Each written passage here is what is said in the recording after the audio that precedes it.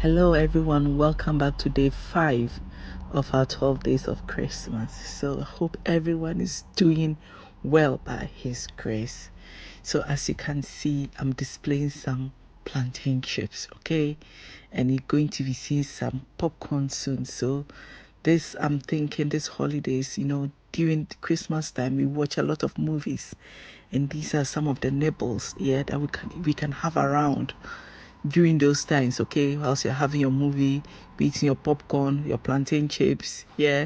So I'll show you a simple way of making plantain chips, and my way of making plantain chips, which is so simple. So we start by peeling our plantain, okay? So this same method, you can use it for potatoes if you don't have plantain, okay? And you want potato chips, okay? So you can make your own, crisps, right? So this is like plantain crisps. So once I peel my plantain, I just try and take off all the excess peels from it, and then make it nice and clean. And we just move on to the next bit. So I'll show you 2 ways that you can actually make your cut your plantains, okay? So you can just as you see me, I'm going to be using a knife to cut it into slices, little slices like that, okay? So you can do that. And if you want a consistent size, a same size, you can use your finger, your forefinger as a guide, as you see me do. So you move your finger back as you cut it, so that you know that you're getting the same sizes, okay? But I'm not going to be using the knife, okay? It's too much work. I have a mandolin slicer, that I'm going to be using. So this is what I'm going to be slicing it directly into the oil. That way they don't stick together. So I'm showing you how I'll be doing it, like that. That way they don't stick together, and that way too you get the same sizes, okay? Your sizes don't get any irregular sizes. So it's just very simple. You can literally just watch it without me, telling you what I'm doing. But as you see the way I'm just slicing it, and it just falls into the oil straight away. Makes it so easy, and it doesn't stick together, because I don't want my plantain chips to stick together. So yeah, so that's all I'll be doing. And I have another blade, a crinkle kind of blade that I will use later on for you to see how that looks like. And that also came out really, really well. Okay, it looked like those kind of crisps that they are called, what are they called? Ridges, also. They're called ridges, I think. They do look like that.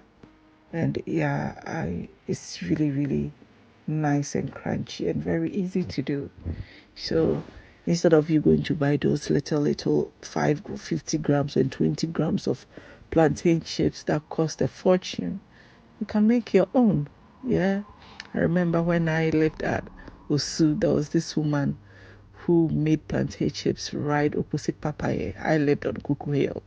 So it was just amazing. I ate it like I had no head. Okay, so I'm now slicing the second plantain. So it's just very easy when you use this slicer, and I'll link to this mandolin slicer. It's very, very, very affordable, so you can just get one for yourself on Amazon. And it has different kinds of blades. It can do lots of things. It comes with a bowl and everything. So it's really, really handy. You can slice your vegetables with it, do so many things with it. And most importantly, if you are like me, to make plantain chips with it. So this is the second batch of the plantain. If you remember, I had 3 plantains. So this is the second one I'm frying, and then I will move on to the crinkle one. So that is ready, and look at how beautiful it is.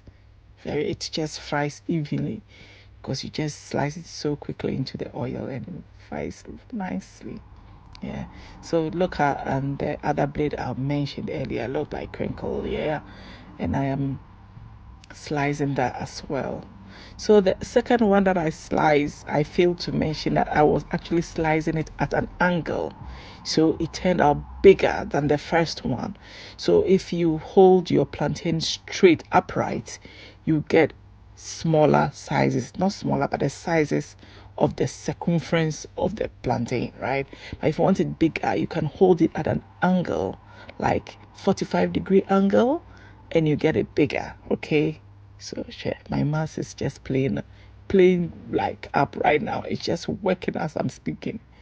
Yeah. So look at this one, the crinkly one. It's just beautiful. It's just, plantain chips normally don't look like that. So when I did it and it looked that way, I was pretty excited. I'm like, oh, look at that. Look at how beautiful it makes. I was even thinking of getting some yam and using it to, using it as like slicing some yams inside and see how it will look like. I may do it sometime and see how that will come out. And if it comes out well, I'll just publish it. Otherwise, I'll just hide it.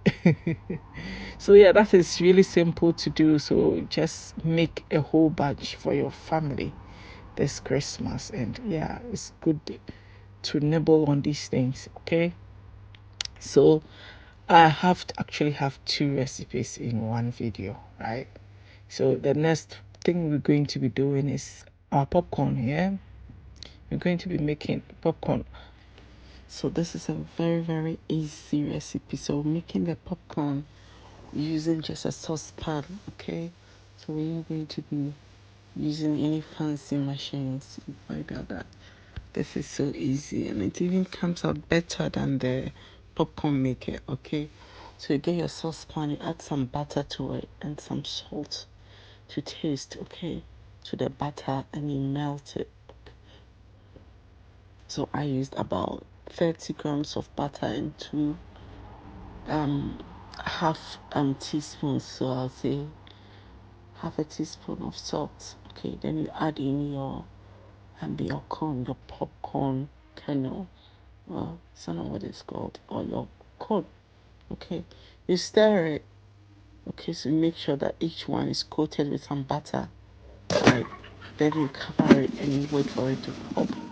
So the only thing you need to be doing is to be shaking this saucepan like intermittently so that it doesn't burn. Okay, so once you keep shaking it, then your popcorn should be fine. So you just keep shaking as you see me do, and that's it. Don't need to back. If you know how much the whole bag of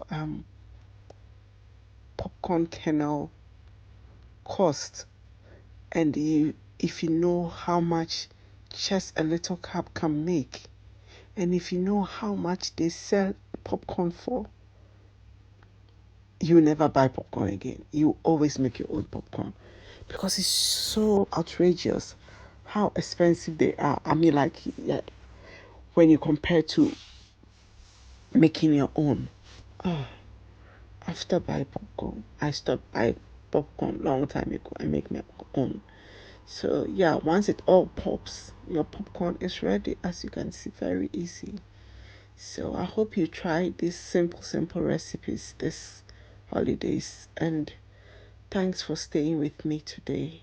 Tomorrow I'll bring you another simple recipe, and please don't forget to subscribe, like, and share. And I'll see you tomorrow. Bye.